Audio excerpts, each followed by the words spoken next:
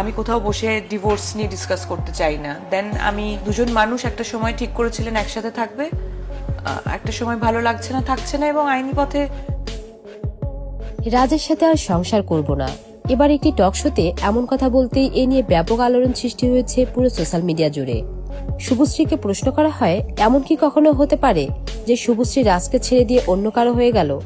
এমন প্রশ্নের জবাবে শুভশ্রী বলেন, কেন নয়, শুধু আমি কেন, আমি মনে করি যখন কোনো কাপলের মধ্যে বন্ডিংটা ভালো থাকে না তখন তাদের আলাদা হয়ে যাওয়াই উচিত, এতে অন্তত সম্পর্কে সম্মানটুকু থাকে।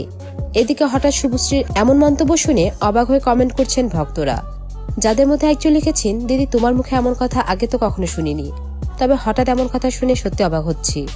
আরেকজন লিখেছেন, দিদি তোমার কথা শুনেই তো বুঝতে পারছি রাজদার সাথে তোমার সম্পর্কটা হয়তো মোটেও ভালো নেই। কেউ বা লিখেছেন, কি দিদি দেবকে পেয়ে নিজের স্বামীর সাথে অন্যায় করছেন না তো? তো বন্ধুরা, আপনি আজ শুভশ্রীর সঙ্গে কাকে দেখতে বেশি পছন্দ করেন, দেব নাকি রাজ? আপনার মতামতটি অবশ্যই কমেন্ট করে জানাবেন এবং প্রতিদিন নতুন নতুন ভিডিও পেতে অবশ্যই চ্যানেলটিকে সাবস্ক্রাইব করবেন। ভিডিওটি শেষ পর্যন্ত দেখার জন্য ধন্যবাদ।